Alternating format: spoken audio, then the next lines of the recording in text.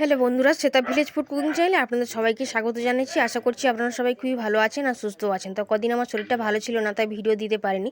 তবে আজকে আমি খুব দারুণ একটা স্ন্যাক্স রেসিপি নিয়ে চলে এসেছি।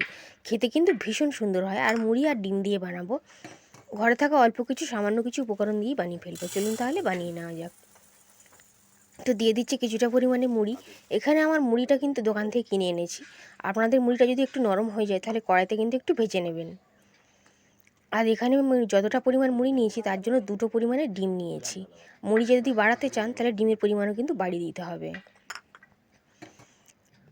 আর এখানে আমি ভিডিওটা অন করতে ভুলে গেছিলাম, তো দিয়ে দিয়েছি কুচনো পেঁয়াজ, টমেটো কুচি আর লঙ্কা কুচি। আর দিয়ে দিয়েছি লঙ্কার গুঁড়ো, কিছুটা গরম মশলার গুঁড়ো এবং লবণ।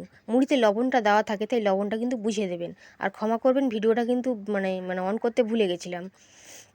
তবে যাই হোক, সব কিছুকে একসঙ্গে দিয়ে কিন্তু হাত দিয়ে খুব ভালো করে মেখে নিতে হবে। আর এখানে আমি চালের গুঁড়ো আর বেসনকে একসঙ্গে মিক্স করে নিয়েছি, সেটাই কিন্তু দিয়ে দিচ্ছি। চালের গুঁড়োর পরিবর্তে কর্নফ্লাওয়ার কিন্তু দিতে পারেন, কিন্তু বেসনটা দিতেই হবে। কিছুটা পরিমাণে দিয়ে দিলাম, দিয়ে হাত দিয়ে কিন্তু মাখাতে হবে। কোনো রকমের জল ছাড়াই কিন্তু মিশিয়ে নিতে হবে। কোনো রকমের জল ব্যবহার করলে কিন্তু রেসিপিটা অতটা ভালো লাগবে না, খেতে ভালো লাগবে না, আর তেলে দেওয়ার সময় কিন্তু ছেড়ে যেতে পারে মুড়িগুলো। তাই জল ছাড়াই কিন্তু একটু সময় নিয়ে খুব ভালো করে হাত দিয়ে মাখাতে হবে। যে কোনো দিন সন্ধ্যাবেলায় বা সকালবেলায় বাচ্চাদের টিফিনের জন্য আপনারা কিন্তু এই রেসিপিটা বানিয়ে দিতে পারেন। আশা করি ওদেরও ভীষণ ভালো লাগবে। একটু টমেটো কেচাপের সঙ্গে বা একটু কাসুন্দির সঙ্গে খেতে কিন্তু দারুণ লাগে, বা চায়ের সঙ্গে। তো খুব ভালো করে দেখুন আমি হাত দিয়ে মিশিয়ে নিচ্ছি। তো মাখানো হয়ে গেছে, হাতটা ধুয়ে নিয়েছি। এবার দেখিয়ে দিচ্ছি যে কতটা সুন্দরভাবে মাখানো হয়েছে। কোনো রকমের জল দিইনি, কিন্তু জল ছাড়াই মাখাতে হবে। মোটামুটি টমেটো রয়েছে, পেঁয়াজ, কাঁচা লঙ্কা যা আছে সবইতে কিন্তু মাখানো হয়ে যাবে। আর ডিম রয়েছে না, মাখানোটা কিন্তু হয়ে গেছে। এবার অল্প অল্প করে অংশ নিয়ে নিতে হবে। আর আমি এখানে লম্বা শেপ দেবো, আপনারা কিন্তু গোল শেপেও বা চৌকো শেপেও বানাতে পারেন। আমি এখানে লম্বা শেপ দেবো। তো দেখুন এরকমভাবে কিন্তু বানিয়ে নিচ্ছি, ঠিক যেমন ভেজিটেবল চপ হয়, তো সেরকম শেপে কিন্তু বানিয়ে নেব। একটু ভালো করে হাত দিয়ে কিন্তু সেট করে দিতে হবে যাতে খুলে না যায়। আর বাইন্ডিংয়ের জন্য এখানে তো বেসন ব্যবহার করাই হয়েছে, তো খুলে যাবে না, মানে তেলে দেওয়ার সময় কিন্তু ভেঙে যাবে না। আর তেলটা খুব গরম অবস্থায় ভাজতে হবে, তাহলে কিন্তু আর অসুবিধা হবে না। তো দেখুন আর একটা কি বানিয়ে নিচ্ছি। তো এরকমভাবে সবগুলোকে বানিয়ে নেব, তারপর কিন্তু ভেজে নেব। ভাজলেই কাজ শেষ, খাওয়ার পালা তারপর। যারা যারা ভিডিওটা এই পর্যন্ত দেখেছেন তাদেরকে অসংখ্য ধন্যবাদ। আর অনেক দিন ভিডিও দিতে পারছি না, তার জন্য ক্ষমা করবেন, শরীরটা ভালো ছিল না একটু। তো দেখুন এটাও কিন্তু বানিয়ে ফেললাম। তো ঠিক এইরকমভাবে আমি সবগুলোকে লম্বা শেপ দিয়েছি। আপনারা কিছুটা গোল শেপ দিতে পারেন, কিছুটা লম্বা দিতে পারেন, আপনাদের ইচ্ছা। চলুন এবার ভেজে নেওয়া যাক। ভাজবার জন্য কড়াইতে আমি সাদা তেল দিয়ে দিয়েছি। তেলটা একটু বেশি পরিমাণে দিতে হবে। আর তেলটা আগেই বলে দিই, তেলটা খুব গরম অবস্থায় দিতে হবে, মানে ভাজতে হবে এগুলো, তা নাহলে কড়াতে কিন্তু লেগে যেতে পারে এবং কড়া থেকে ছেড়ে যেতে পারে। তেল যদি ঠান্ডা থাকে তাহলে মুড়িগুলো কিন্তু ছেড়ে যাবে।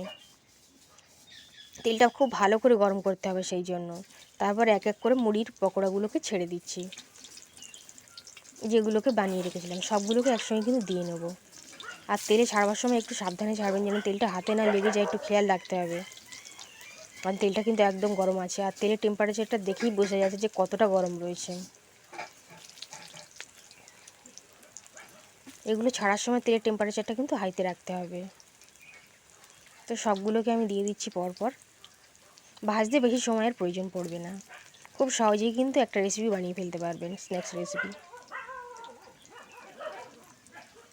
তো সবগুলোকে দিয়ে 1 মিনিটের মতন অপেক্ষা করেছিলাম। তারপর কিন্তু একটু উল্টে দিচ্ছি। একটা পিঠ হয়ে গেছিলো, তাই একটা পিঠ উল্টে দিলাম। সবগুলো কিন্তু ধরে এরকমভাবে উল্টে দিতে হবে খুন্তি দিয়ে। আর খুলে যাওয়ারও ভয় নেই, আর কোনোভাবে ভেঙে যাওয়ারও ভয় নেই। এবার হালকা আঁচে একটু রান্নাটা করতে হবে, মানে ভাজতে হবে এগুলোকে মিডিয়াম আঁচে। তো এরকমভাবে সব এগুলোকে আমি ভেজে নিচ্ছি, ভেজে নিয়ে আপনাদেরকে দেখাচ্ছি। কিছুক্ষণের মধ্যেই দেখুন এগুলোকে বেশ লাল লাল হয়ে গেছে, দেখতেও বেশ সুন্দর লাগছে ডিমের মতন, খেতেও কিন্তু দারুণ লাগে, খুবই মুচমুচে হয় পকোড়াগুলো। অনেক পকোড়াই তো বানিয়ে খেয়েছেন, একবার আমার মতন করে ডিম ডিম দিয়ে মুড়ি দিয়ে পকোড়াটা বানিয়ে খেয়ে দেখুন, আশা করি খুবই ভালো লাগবে। যেগুলো একটু বেশি ডার্ক হয়ে গেছে, মানে লাল হয়ে গেছে, সেগুলোকে তুলে নিচ্ছি। এগুলোকে আর বেশি লাল করলে দেখতে ভালো লাগবে না। খেতে তো ভালো লাগবে কিন্তু দেখতে ভালো লাগবে না, তাই জন্য তুলে নিচ্ছি। এগুলোকে হয়ে গেছে, তো এগুলোকেও তুলে নিচ্ছি। আমি এতটা লাল করেই ভেজেছি। তোলবার সময় একটু নরম থাকতে পারে, তারপর আস্তে করে কিন্তু শক্ত হয়ে যাবে। তো সবগুলোকে আমি ভেজে তুলে নিলাম। আর এবার একটা প্লেটের মধ্যে নিয়ে নেব, নিয়ে আপনাদেরকে দেখাচ্ছি যে কেমন সুন্দর দেখতে হয়েছে এবং কতটা মুচমুচে হয়েছে। সবগুলোকে একটা প্লেটের মধ্যে নিয়ে নিয়েছি। দেখতেও যতটা সুন্দর লাগছে, খেতেও কিন্তু তার থেকে বেশি ভালো লাগে। আশা করি আপনারা দেখেই বুঝতে পারছেন যে কতটা লোভনীয় হয়েছে আর খুবই মুচমুচে। রেসিপিটা আশা করছি খুবই ভালো লেগে, যদি ভালো লেগে থাকে একটু শেয়ার করে দেবেন, কমেন্ট করে জানাবেন যে আপনাদের কেমন লেগেছে। এখন একটাকে ভেঙে দেখিয়ে দেবো যে কতটা মুচমুচে এবং সফট হয়েছে, কতটা সুন্দর হয়েছে দেখুন। আজ তাহলে এই পর্যন্তই, আবার হাজির হয়ে যাবো আমি অন্য কোনো রেসিপি। ততক্ষণ আপনারা সবাই খুবই ভালো থাকবেন।